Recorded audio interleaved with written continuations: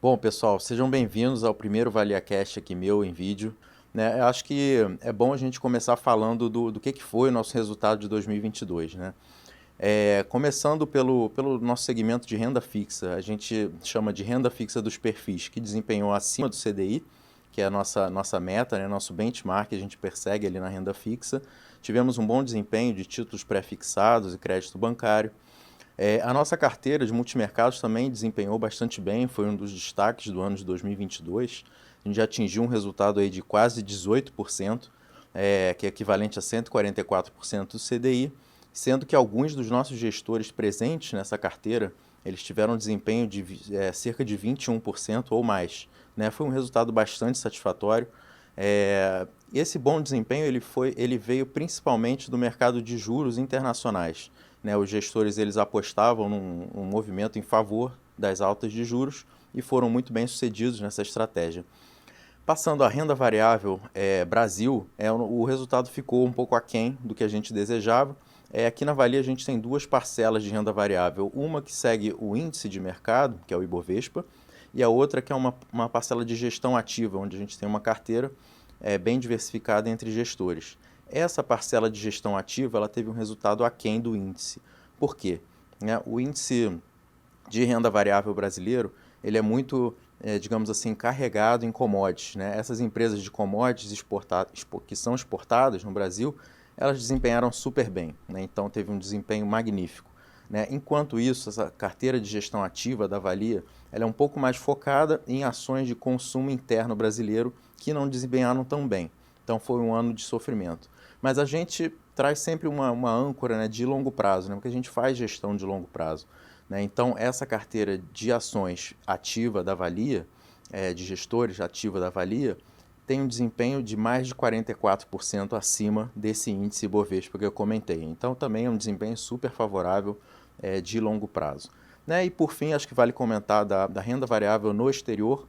Foi um segmento que teve também rentabilidade negativa no ano, mas ele é sempre um segmento que ele serve como, digamos assim, quase que um seguro, né? Porque ele é um segmento dolarizado, né? Então tem uma moeda forte por trás dele e tem as maiores empresas do mundo, né? Dentro desse segmento de renda variável no exterior.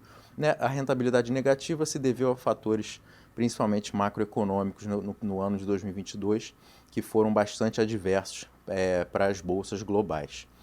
Né? E aí, acho que a gente pode começar a falar qual era uma visão macro, assim, de cenário macroeconômico ao final de 2022 e o que esse primeiro mês de janeiro deu algum indício para a gente.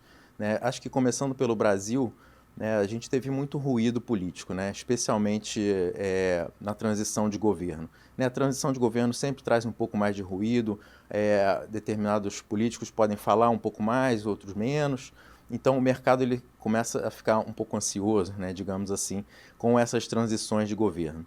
E tivemos o arcabouço fiscal, né, no ano passado ele ficou muito deteriorado, houve um estouro do teto de gastos. Então, enquanto a gente não tiver um pouco mais de visibilidade do que vai ser a âncora fiscal brasileira, né, o mercado ele vai ficando um pouco estressado até que consiga se atingir um equilíbrio.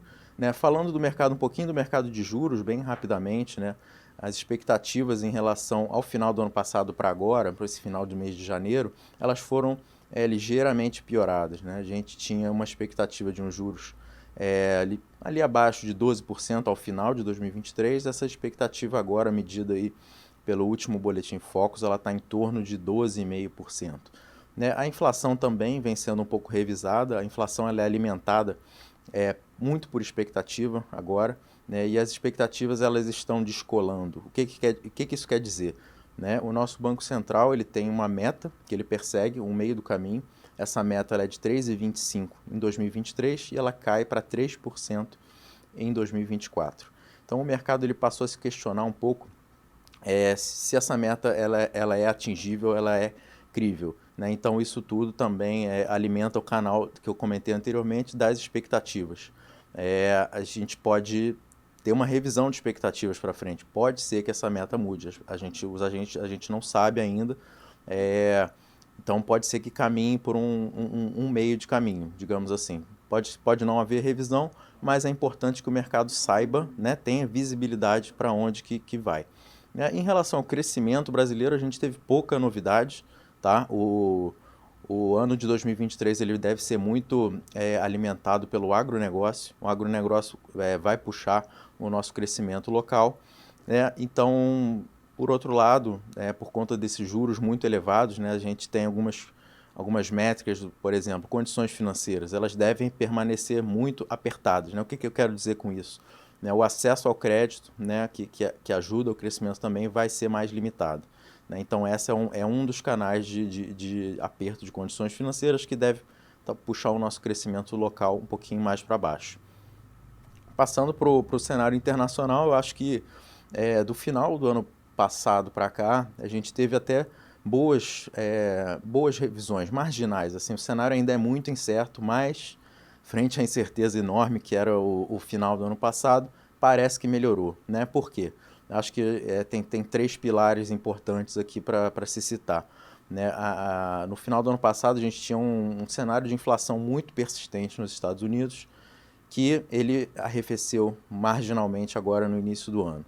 Então, não se sabia no final do ano passado até onde o Banco Central ele precisaria ir, né, em termos de juros para conter essa inflação. Então, agora parece que a gente tem uma visibilidade um pouco maior do que será, né, o ambiente de juros norte-americano. Na Europa, no final do ano passado, se vocês se recordam bem, a gente estava começando a falar de uma crise energética muito grave, né, que poderia impactar muito a Alemanha em especial, né, porque tinha uma escassez para todos os lados de gás, especialmente de gás. Né? O continente europeu ele conseguiu importar de diversos outros países e fazer uma boa reserva. Né? E essa boa reserva agora ela está tá suprindo bastante bem a Alemanha, então dissipou-se um pouco esse risco de ter uma recessão profunda na Alemanha. Né? E outra coisa que ajudou lá também foi um inverno um pouco mais ameno do que no passado recente. Então esse foi um outro pilar, o pilar europeu. O terceiro pilar seria a China. Né? A China ela vem de um crescimento muito baixo, foi 3%, é um dos menores crescimentos históricos da China no ano passado. Né? É um crescimento que está sendo aí vislumbrado em torno de 5% para 2023. O crescimento chinês é bom para o Brasil. Né? Então, quando a gente fala de uma revisão para cima, de um crescimento chinês, nos ajuda. Né? E acho que também uma coisa importante que ocorreu por lá foi a mudança de mentalidade do governo. O que eu quero dizer com isso? Né? Anteriormente a gente tinha o governo fazendo lockdowns seguidos relacionados à Covid, em grande descontrole na China. Essa percepção do governo parece que mudou um pouco. A postura de minimizar o custo social e econômico relacionado à Covid. Né? O que indica que esse rigor, né, na restrição sanitária não deve voltar. O que fez os agentes também de mercado financeiro revisarem marginalmente o crescimento chinês. Então, assim, em termos de cenário, era um pouco disso, né, que a gente teve de mudança de 2022 para cá, né, para 2023, e a gente espera que as coisas fiquem equilibradas assim, e a gente consiga ter um pouco mais de visibilidade do que a gente tinha no passado, especialmente para o Brasil.